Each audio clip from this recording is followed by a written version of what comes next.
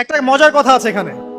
যখন আদম আলাইহিস সালাম দেখছিলেন তার সন্তানদেরকে সাদা সাদা আকৃতি, ছোট ছোট, এর মধ্যে একজন সন্তানকে দেখে তার প্রচন্ড ভালো লেগেছিল এবং তিনি অত্যন্ত সুদর্শন ছিলেন। তাকে দেখে তার প্রচন্ড রকম ভালো লেগেছিল। আল্লাহ পাককে তিনি জিজ্ঞাসা করলেন, হে আল্লাহ, আমার সন্তানদের মধ্যে কে, এই সুন্দর সন্তান কে? আল্লাহ পাক বললেন, সে হচ্ছে তোমার সন্তান দাউদ। কি নাম?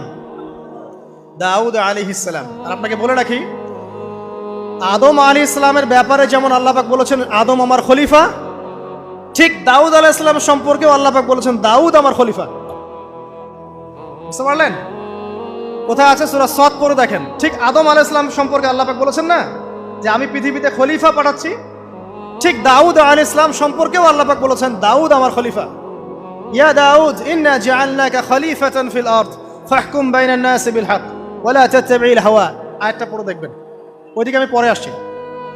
তো ওই সন্তানকে দেখে তার এত ভালো লাগলো, আল্লাহর কাছে তিনি জিজ্ঞাসা করছেন, হে আল্লাহ, আমার এই সন্তানের হায়াত কত? আল্লাহ পাক বলছেন, তোমার এই সন্তানের হায়াত হচ্ছে 60 বছর। কত বছর? 60 বছর। আর আমাদের উম্মতে মুহাম্মাদের কিন্তু গড় আয়ু এরকম 60-65, এর বেশি না গড় আয়ু। তখন আদম আলাইহিস সালাম বলেন, আল্লাহ, আমার হায়াত থেকে তাকে 40 বছর দিয়ে দাও। আমার হায়াত থেকে তাকে 40 বছর দিয়ে দাও। আল্লাহ পাক তাকে 40 বছর দিয়ে দিলেন। তাই আদম আলাইহিস সালামের 1000 বছর হায়াত হয়ে গেল 960 বছর, আর দাউদ আলাইহিস সালামের 40 বছর হায়াত হয়ে গেল 100 বছর।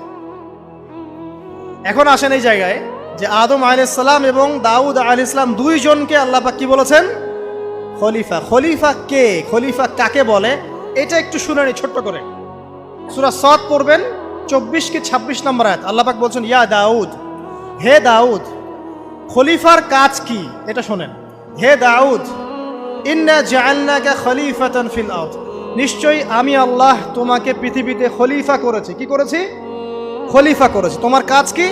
ফাহকুম বাইনান নাসি বিল হক, মানুষের মাঝে আল্লাহর বিধান দ্বারা হকের মানদণ্ডে বিচার ফয়সালা করবে। আর আল্লাহর খলিফার দায়িত্ব কি? আল্লাহর বিধান দ্বারা বিচার ফয়সালা করা। ওয়ালা তাত্তাবি'ল হাওয়া, তুমি নিজের প্রবৃত্তির অনুসরণ করবে না।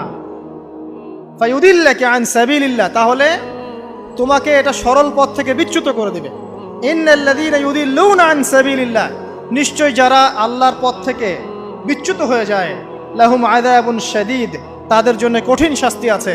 বিমা নাসু ইয়াউমাল হিসাব, এই কারণে যে তারা হিসাবের দিনটা ভুলে গেছে।